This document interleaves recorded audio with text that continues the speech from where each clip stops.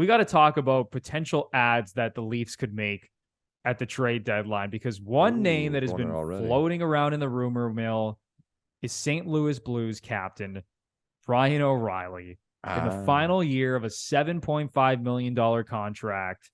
The Leafs just played St. Louis last night. Ryan O'Reilly, he didn't have a great game. He didn't really do much, but he scored a nice goal. That's true. He did have a snipe on Ilya Samsonov. I did forget about his snipe. That was a nice goal. That was a nice shot. Okay, so he did do something. But anyway, he's won a cup. He's won a Conn Smythe. He has the reputation as one of the best 200-foot players in the game. He's not quite the same player he used to be 3 to 4 years ago, but is this a guy that you would like the Leafs to add at the trade deadline with all this money that they're going to have available, with Muzzin on LTIR and some of the other injuries they're dealing with? I mean, with the straight question, would I like the Toronto Maple Leafs to add Ryan O'Reilly? My answer would be yes. Do I think it's going to happen? My answer is no, because he's a big name and it happens every deadline. Teams pay for names. And I always say, all it takes is one stupid team to overpay the hell out of a deal, and it puts you out of it if you're not willing to do that. I also think, too, as far as Dubas goes and his style of managing a team, it's not him. It's on him to make that move for Ryan O'Reilly. I know people are already screaming, well, what about the Nick Foligno deal?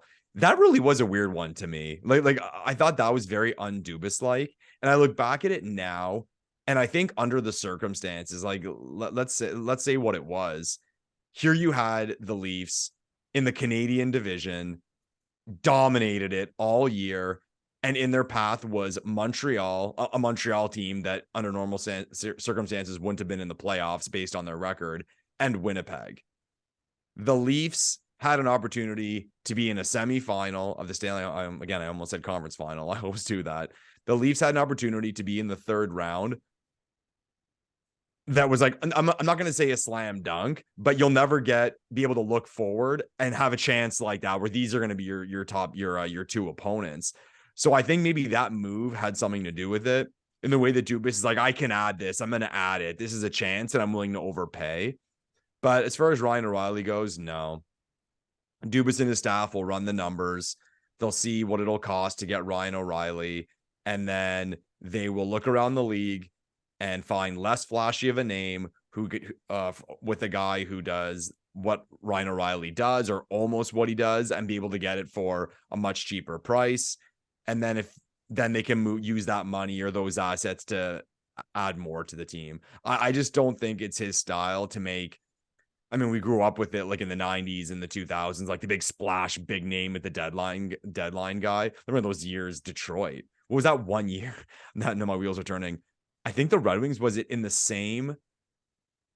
What they pick up? It was like Chelios and Robitaille or something, like at the same deadline, like absolutely crazy. Yeah, you're on the right track there. I don't remember the exact players, but the Red Wings made a massive splash one year. Yeah, they added like multiple Hall of Famers like at the deadline. Pre-cap world, everybody. So yeah, I just don't see Dubas doing that. So would I like Ryan O'Reilly? Yes. Do I think the price is going to be more than what Dubas is willing to spend when he evaluates what exactly it'll contribute to his team? Yeah, he's not going to do it. I don't think he's going to do it. Yeah, based on his name and his accolades and his reputation, as I said, as one of the best 200-foot players in the league, there's going to be a big-time asking price for Ryan O'Reilly. I don't think it's going to be worth it, quite frankly, as you alluded to, Lepore. Like, it's going to be a massive price for a guy who's in the decline right now. Not that Ryan O'Reilly's like a bad player, but he's just not the same guy that he was, 3 years ago. Like, even just looking at his raw stats right now, like it's not very good. He's got 10 goals and 16 points in 35 games. Yeah. Just not having a great season. If they're going to go for a guy like that, Lepore, I almost would rather see them go after Patrick Kane at that point. And I know Patrick Kane makes more money, and it's Patrick Kane. It's pretty much going to be like the biggest name out there around the deadline. I'd rather see the Leafs go after, like, if they're going to overpay for someone, I'd almost them rather overpay for a guy like Patrick Kane, who could provide an explosive spark in your top six. You can put him on any line you want. I'd almost rather see them do that than overpay for Ryan O'Reilly. But I agree with you. I think Dubas and his staff, they're going to be in the weeds. They're going to they're going to look for the best value possible because they know this is a great hockey team. And, as you said, they might not have as good a chance as this moving forward, kind of like going back to that COVID season in the North Division where it seemed like it was just on a platter for them to go to the Final Four. I was almost going to say conference finals like you did. The Final Four, because that year was just all crazy. But anyway, yeah, I don't necessarily see them going after Ryan O'Reilly. It would be a great addition, but I just don't see it happening. It's really as simple as that. If somebody asked you right now, okay, Ryan O'Reilly will be traded at the deadline, what will be the price tag? Like, what will a team be willing to pay? I think a team is going to overpay. Like it's going to be like prospects, 1 or 2 first round picks. That's crazy. Yeah. Based on, again, look at the numbers you just said. Like to give away like a first, a really good prospect or something like that's insane. But again, like I won't be shocked if some team does it. But like right now, if the Leafs could get him for a first, would you do it? Yeah. Like just straight up for a first round pick. Oh yeah, absolutely. Okay. So first and a prospect. But it's going to like, if let's say it was like a first round pick and Matthew Nyes. No, I wouldn't. There's no chance I'm doing that. Yeah. Yeah.